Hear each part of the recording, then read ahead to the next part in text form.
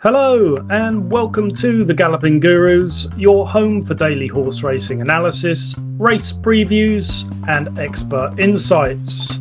If you enjoy our content, make sure you hit the subscribe button so you never miss an update. Or for even more in-depth analysis, join the Galloping Gurus membership club at gallopinggurus.com, where you'll receive our exclusive race analysis before the markets even open, giving you access to our thoughts ahead of the day's racing. It's all about getting that value, and if you get it the day before, then you'll certainly be getting exactly that. Ciao, ciao. What have the only thing I had at Salisbury, in fact, to be fair, as you know, I had Amethyst in the 621. I've said basically was seen finishing strongly last time out in a slightly better race than this. And as he won this race last year with one of the top amateur jockeys, Freddie Tett, on board, he must be interesting at a forecast price of 8.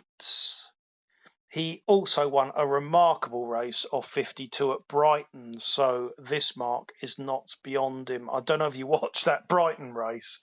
I don't know how he won, but he was detached from the back of the field probably by about 8.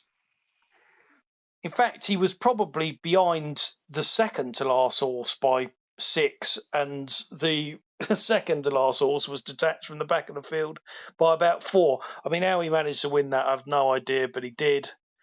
And I've put he will be held up and will want a decent pace to run at. But at 6s or above would be okay for a small play. And I have put in there the danger is for us. Cool Glory's been consistently running reasonably well in better races than this. Dropped into a 0 to 55. He'll likely go well for Bradley Furness, claiming another 5. And the jockey looked reasonable value when winning on Zooks for the Williams Yard last July. So at a forecast price of 4 to 1, he'd be the danger. But the main horse in the race for me would have been Amethyst. I don't know what you thought of that race. Not my favourite race. As you know, I'm not a massive fan of the amateur riders. No.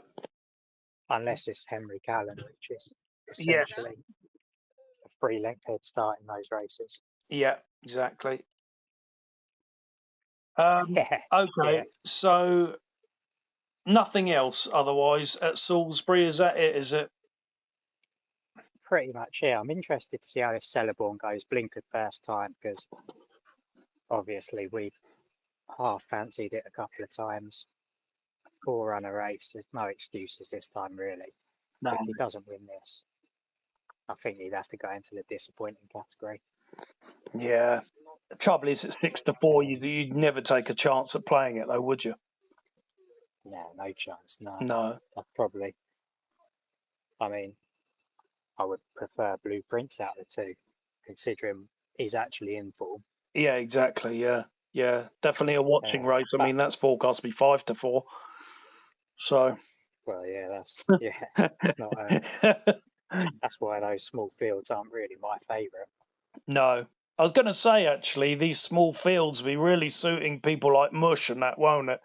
Because, of course, they really enjoy these short prices. So, they'll be having a field day at the moment, that's for sure. Absolutely, yeah. It's interesting that, well, I mean, I think the fillies handicap's quite interesting because I think you basically got 5 horses in form and on the up. Yeah. So hard to have a selection. But it is an interesting race. Yeah, so I thought exactly the same as you. I went through all 5 of them and just thought, well, any one of these could win it. So it's definitely not one for me to be getting my wallet out for. But interesting to watch nonetheless. All right then. Well, we're on to the Wolverhampton. Yeah, needless to say, I had nothing in the amateur jockeys race. No, I didn't have anything necessarily that I would stick up, but I do think there is an interesting one watching wise, and that is 3 Yorkshiremen. It's a Yeah, I really knew you'd say that. it's a funny old horse, isn't it? It's a punting horse, and something's going on with it. It's really stinky. Obviously, they landed that humongous gamble here at Wolverhampton over the 12 furlongs, and then it went from Brennan to Furtado, and seemingly it was backed with Furtado. And to be honest, it travelled quite well. I'm not sure things completely panned out for it, but how strange is that? It's gone from Brennan to Furtado, and it was in Furtado's colours, wasn't it? I think it was. And now it's gone Furtado to Jack Jones after it seemingly got bet. I just think that it's such a stinky horse. I'll just be interested to watch it and see what happens, because something's going on with it. It's an interesting one anyway, nonetheless, to watch. So the 6:30. Yeah. Well, I mean, we've got an old friend in here, haven't we? Karana. Yeah, I mean, I don't love his 13 draws, no help. 13 draws. As I was about to say, draw. Don't love it, but he did win nicely last time out, didn't he? And I thought a £3 penalty was fairly fair, to be honest. I thought if Jack could get a decent position, he wouldn't be out of this. But yeah, draw 13, not particularly exciting. Weak forecast pace. So I mean, is there a possibility that he might be able to bounce out and get reasonably prominent? I mean, Dave Egan, back in April, it raced in second and pressed the leader. I mean, there's a possibility that Jack might be able to do that from a decent draw. Yeah. The other one was this, just to talk about to a degree, was this Look Back Smiling. I mean, how on earth that has managed to finish third last time out from as far back as he was, it was ridiculous. Yeah. I mean, crikey, the ground that it made up was crazy. I know that was in a Class 6, so this is a slight step up, into the Class 5. I don't know what you thought, but they were my thoughts on the horses in here. I don't know. Yeah, but No Knee Never was a little bit interesting, but I mean, its last 2 runs on the all-weather, both wins. However, Jack Callan did ride him. Yeah. Not Jack Callan, Henry Callan, sorry. Did ride him on both occasions. So, as we were saying, in those amateur rider races, Henry Callan is one of the better jockeys. So, but like I say, his last 2 wins were on the all-weather, and they were the last 2 times he ran on it. So, yeah, some sort of chance I would suspect from drawing in 4. Yeah, I had the same feeling as well. Pierre also rode him at Pontefract, 9 furlongs or 9.5. It's a funny one, because I thought the same as you. His last 2 wins have both been on the all weather there, and they were in Class 6s and over the 8 and the 8.5, and so I very nearly wrote him down to talk about as well, because I quite like the horse from the winter, but I've just got a sneaking suspicion that tomorrow's not the day. I do think, though, that I do think Karana has got a very fair chance if he gets into a position. Was there anything else you liked in there? Not really, no. No. I quite like Belasio as a horse, but I don't really think this race and the all-weather's really his game. Yeah, No. I was on to the 7:30. Couple of interesting ones, I think. Torbados, not the best of draws in the world. Once again, Jack Callan. I think Jack could have an all right night tomorrow night. Went from the front last I think time he'll out. probably go for, yeah, he'll go to the front again, won't he? I would think so. I would hope so. Especially dropped a furlong. You had the winner here, didn't you? You Yeah, I did, yeah. you backed the winner here. Fallacious Promise was in second. I think that kind of proves that both of them were quite well handicapped, weren't they? And Torbados went from the front, travelled really well, and I think at the 7 furlong pole, would have had every chance of winning the race, wouldn't he? I just think that, like you just said, there's quite a good chance that they'll go to the front here. Dropped a pound. Jack's taking 3 off. Yeah, I think probably has every chance. The other horse in the race is from left field, significantly from left field, and that is Hakim Adrar. I knew you'd say it as soon as you said from left field. Well, it's forecast to be 50 to 1. And if it was 25 to 1, it would be interesting for a very small play on its run behind Suggy.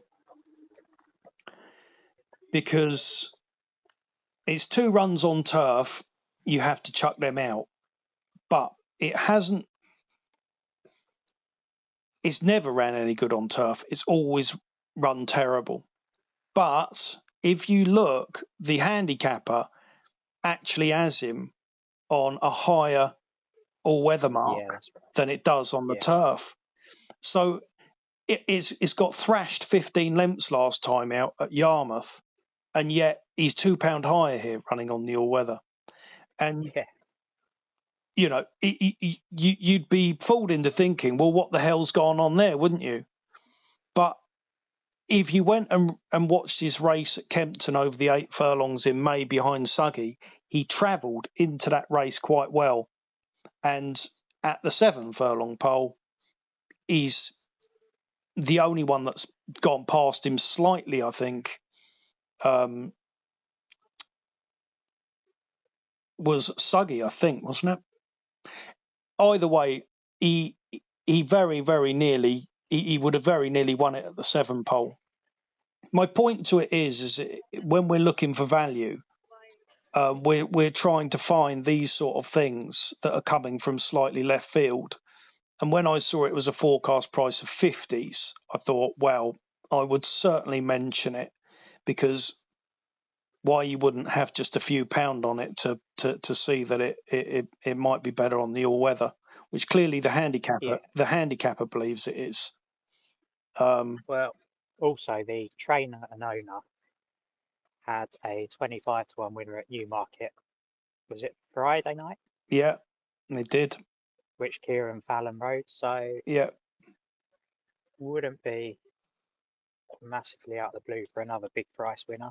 No, that's for sure. I mean, actually, the Yard are pretty good. I mean, if you look here, they got total runs 129 in the last 12 months, 22 wins, 17 places, 17% strike rate, which for a small yard is pretty good, and an £81 to a pound level stakes win. So you wouldn't mind that, would you? That's a pretty good. And Sylvester de Souza's booked. I mean, it's not as if he's some donkey jockey, is it? No. Draw 4. I mean, what are the chances he's not going to be stalking the front 2 or somewhere near the front? he'll probably be following Torbados. I just thought it was interesting when I saw that they were forecasting the price to be 50 to 1. I thought, well, that's ridiculous. If I was able to have a tiny bit of that, then I would play very small. Do you know what I mean? So, Yeah, the other one I give a very small chance to was Grand Vista. mhm. Not a bad little run last time at Chepstow. Yeah, Obviously, Escape Magic was odds on. Musical Soldier's been in pretty good form. yeah, Only beaten 3/4 of a length. yeah. Good jockey change. Yeah, exactly. Jason Hart, I thought, was a little bit interesting. Yeah, he's normally. So I wouldn't be mad keen on him, but I'd be interested to see how he went. Yeah. So. And yeah, that was pretty much it for that race. Okie dokie. So on to the 8 o'clock. I've got here that I will be keeping an eye on Electrocution.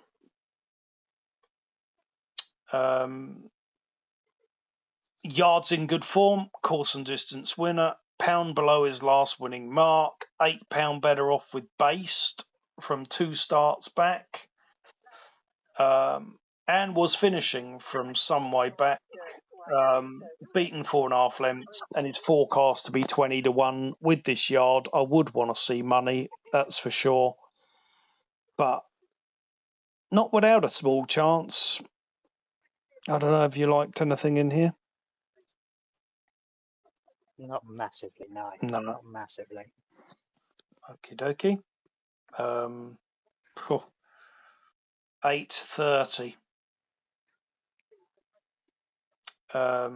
Yeah, it's a tricky one. You know. Well, there's a couple that have only had a few runs. Well, Esdale and well, I assume it's Esdale, I say it, and then Starborn.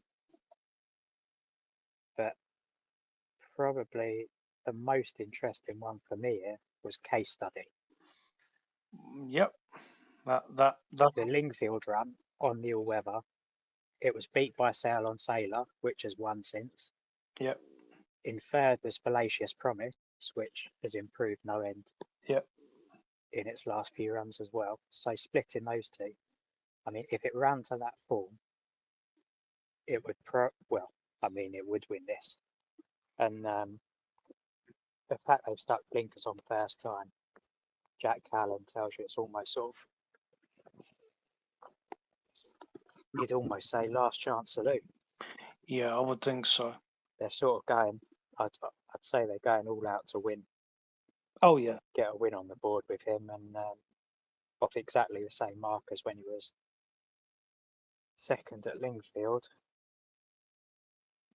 If he produced the same effort, I think it'd see him break his maiden here. Yeah.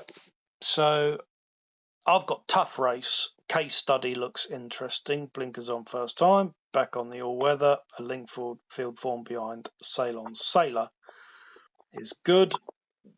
I've got Ocean Force caught my eye, and a few of his maidens, including at Kempton first time out, and a mark 55 might not be beyond him at some point. Bad draw. We'll be watching to see how he goes. Positive thoughts. Okay run last time out. Jason Hart on. Might be prominently ridden tomorrow. James Tate has got 2. One first time in a handicap, and the other has some form. He could play a part, especially the run behind Suggy. And the Horse Watchers have won first time in a handicap as well, etc., etc. But yeah, Case Study was number 1 on the list. I think you're right. I think it's most likely that this is Last Chance Saloon, forecast to be 8 to 1. You'd take a small chance, wouldn't you? Because I wouldn't be surprised if something came out of the blue, i.e. James Tate first time in a handicap. I think Blue Celestial's got something possible. Starborn, I mean, has had 49 days off now, hasn't it? And first time into a handicap. But in general, I would agree with you. Case study, blinkers on first time. Jack Callan. I've actually mentioned quite a few of Jack Callan's horses for this evening, haven't we? And I mean, to be fair, he's riding pretty well, isn't he? Yeah. So, yeah, that would be that. 9 o'clock. I've written tough again, but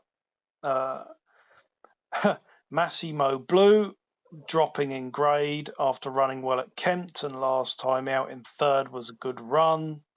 Landlord to the Stars, your friend, runs well after a break and is off a winning mark from a good draw. Blinkered first time as well. Yeah. And the other one was Watermelon Sugar. He's back on his last winning mark. Yard going well and forecast to be 50s after a 50-day break. Look for the market. I mean, if you watched the old Watermelon last time out, definitely wasn't off. But you know, it wouldn't be beyond the realms of a possibility with these guys, would it? No, it wouldn't. The thing with like that yard is the forecast price is absolutely irrelevant, isn't it? Yeah, exactly. Because they're most certainly not going to win at 50 to 1. Definitely not. No, without a shadow of a doubt. It'll more likely win at 9 to 4 than that. But if it did open at that sort of price and it was going to win, it would collapse pretty quickly. Yeah, it's hard, isn't it? Because you most certainly wouldn't be wanting to take a chance at a big price, No, would you? You wouldn't.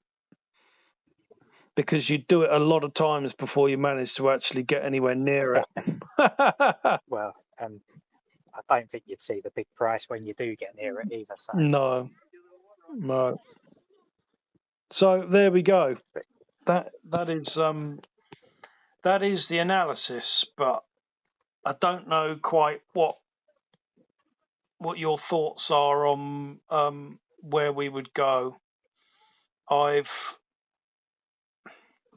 It's such a shame that Karana's in that draw of 13, but if he was to be ridden to get prominent, then I'd be interested in him.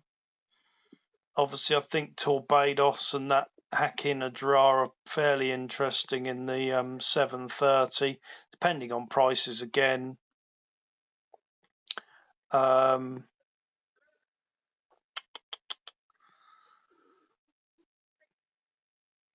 I think Amethyst has probably been teed up for the Salisbury race there, and is pretty interesting, depending on what price he is as well. Forecast to be 8 to 1, but I suppose if he was 6s or something, you might play him small. It's a funny one, isn't it? Because it's sort of like being ultra keen on one. It's a difficult one for tomorrow, really. I don't know what were you most keen on tomorrow?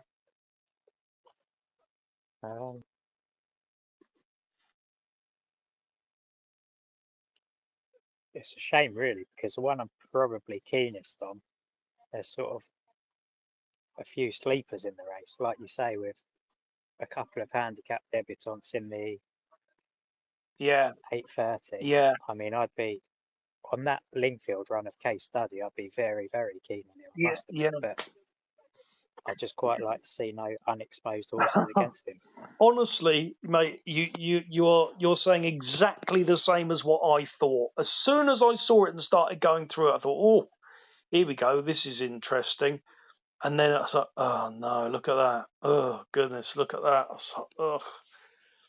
You just want there to be no complications, don't you? It's one of them, really. Yeah.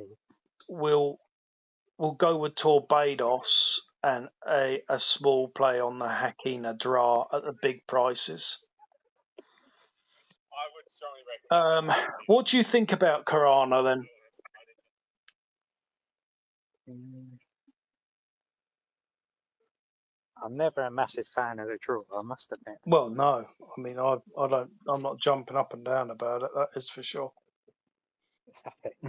If we knew it was going to go forward, Yeah, I think you could give it more of a chance. But yeah, because there's no pace in the race. So I mean, you know what? I'll tell you what, if it wasn't going forward, we'd almost certainly know instantly it wasn't off. That's for sure. If he pulled that out and went straight to the back, I think you'd just think to yourself, well, that's it. Your money. yeah, the way the race is going to unfold, that most certainly isn't going to suit.